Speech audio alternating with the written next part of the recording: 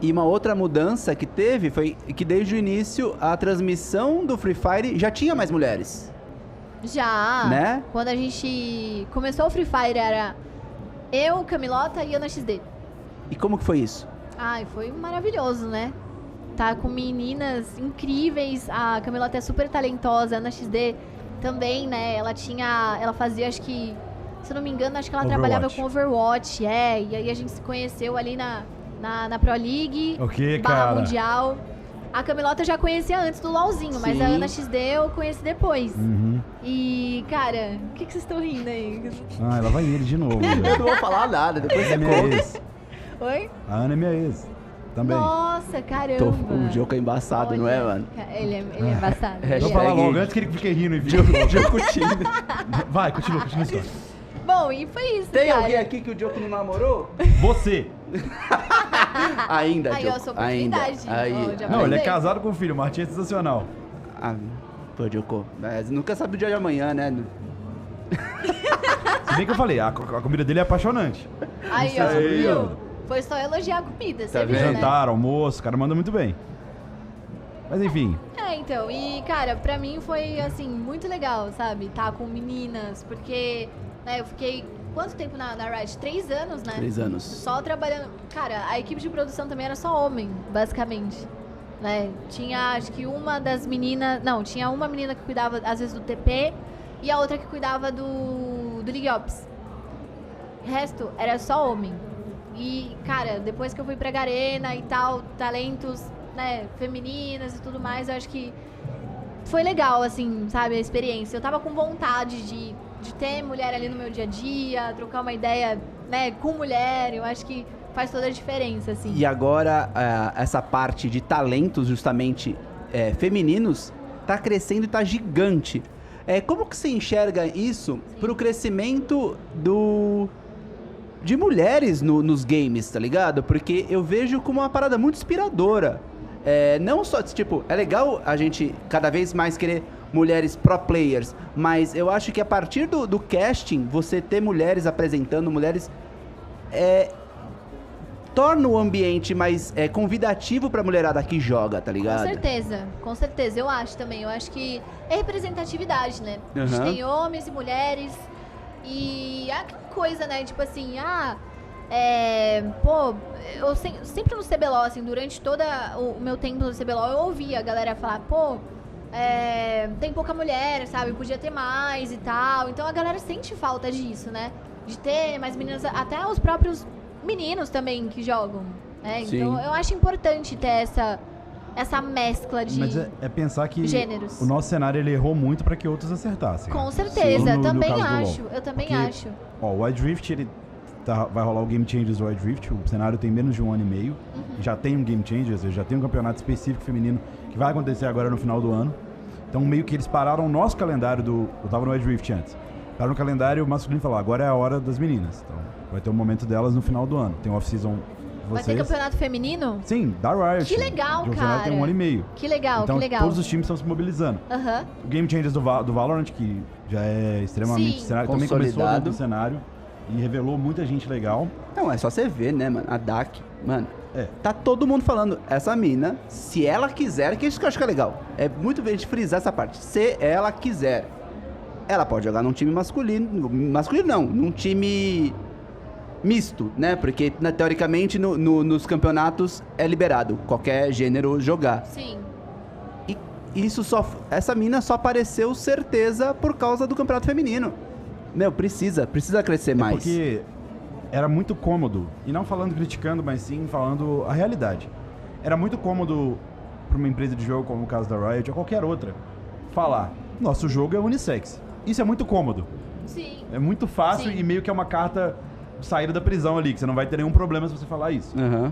Quando na realidade, o que acontece não tô nem estirando a bandeira, mas falando o que realmente acontece, que as atitudes como o Game Changers são atitudes que a gente sempre tem que louvar, porque elas abrem as portas de verdade.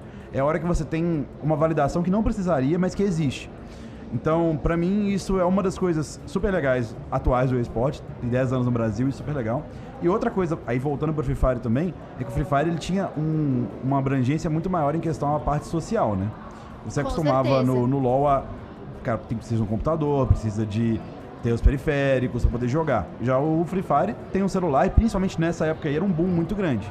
Então, eu acho que esse era um momento muito plural que você entrou. Era um momento onde um casting feminino com um jogo muito mais social, é algo muito mais abrangente, né? Sim, e que nem você falou, né? Tipo, a diferença do Free Fire pro LoL, né? O Free Fire parecia, tipo, algo totalmente inverso do universo do League of Legends. Eu acho que isso também criou destaque pro Free Fire. Porque as pessoas, tipo, olhavam e falavam, meu, tipo, o que é isso, sabe? O que é essa galera? O que eles estão fazendo? Que diferente, né? Então isso despertou curiosidade em todo o público geral, o público gamer. E eu acho que essa coisa tipo, das meninas, foi até uma coisa que a gente, no comecinho, a gente lutou muito pra isso. No comecinho, quando eu tinha lá o meu time feminino, não tinha campeonato feminino, não tinha quem fizesse campeonato feminino. Aquele não era feminino que vocês jogaram, Aquele que eu joguei na Lan House era misto. Era misto. Era um campeonato misto, não tinha campeonato feminino, não tinha times femininos. Então a gente tava ali lutando pra que a gente pudesse entrar no cenário. E era complicado jogar esses campeonatos? Sei lá, vocês ouviam gracinha, pá, ou não? Tinha um respeito? Tinha um respeito. Lógico que tinha. ali no calor do momento, até a gente também... Não, então... A gente não xingava, mas gritava lá pro outro time e tal, sabe? Entendeu? Tinha Fala, essa... Diogo, conta pra mim. É que era colorado, é isso que eu tô falando. Entendeu? A gente dava os nossos gritos que é diferente. lá O que você fala sobre respeito, no momento competitivo, é a flor da pele ali. Sim. É tipo, ela... querendo ou não, as meninas, elas levavam meio que essa pressão invisível delas serem mulheres, jogando e tal. Então, na hora do momento ali, elas gritavam de volta também. Às vezes gritavam primeiro, inclusive. Mas questão, tipo, de ofender mesmo nunca rolou. Nunca rolou. Nunca rolou. Porque a gente teve, né? Pô, foi no campeonato... Foi na Liga Russa, que teve um time só de mulheres, não foi? E os moleque... Não, mas ali era um caso... A Syrians era um caso específico onde rolou... Foi uma série de... Esse, inclusive, você tomou um ótimo assunto. Vamos porque esse é o abordá-lo. vídeo que eu nunca fiz. Por quê? É um dos poucos vídeos que eu gravei pro canal e eu nunca soltei. Por quê? Eu fiz, editei e nunca soltei. Que era sobre esse time. Por que você nunca soltou? Porque na época, se eu falasse o que tava colocando, pra aquela época era muito ruim. E claramente foi um time que não foi feito pra competir. E quando você pegava a história do time, você entendia o que aconteceu. Eu lembro que deu mó bafafá desse time, né? Porque Eu lembro. O marketing era como se elas fossem competir. Era um time full marketing, sim. Elas iam jogar numa vaga que deu um problema com o time. Agora eu não vou lembrar que faz muito tempo. Olha que chique, Nossa. mano. Chique, medo de frio. Sabe quando a gente recebe gente chique aqui nos convidados, o bagulho... Que isso? Mas, Poxa aí, fica à vontade. Mas elas entraram numa vaga que deu um problema com o time principal, eu não lembro exatamente o que foi. Aham. Só que o marketing foi que elas iam competir. E foi um marketing bem feito, tipo, as filmagens. Deu um hype, geraram um hype. E as minas não tinham nível. Não eram as melhores... Não, tipo, as meninas eram péssimas. Pro nível... Porque era uma liga... puro marketing. Hoje em dia a gente tem liga regional no EU, né? Essa era a liga russa. A liga russa regional deles. Que ainda tinha os problemas com a Alec. Então, esse é um vídeo que eu nunca lancei, porque na época se eu lançasse, podia ser mal interpretado. Se eu falasse que... dessa questão do marketing e tal, porque isso ainda tinha muito estigma. Hoje esse vídeo, por exemplo, poderia ser lançado tranquilamente. Mas assim, o caso delas era interessante, porque tem vários casos. Eu jogava duo com a Lívia na época. Sim. Eu lembro que teve... Pra você ter uma ideia de como é que era, envolvendo figuras do cenário, né? Ela chegou a chegar no Raelo. Mas ninguém validava as meninas, independente se fosse Raelo ou não. Uhum. Eu tava numa partida que tava eu e o Baiano no mesmo time. A Lívia, eu era jungle, né? A Lívia mid, o Baiano suporte. Ela tava contra o Yoda. Ela solou o Yoda 2 vezes, na época o Yoda era pro player. E aí eu lembro que o Baiano digitou: quem é esse cara que tá solando o Yoda? Tipo, não tinha essa... Era normal acontecer isso. Normal. E aí eu falei, não é um cara. Ele falou, nossa, mas... Ele até colocou, não, nunca vi isso na minha vida e tal, porque o Yoda tava num momento de muito gameplay.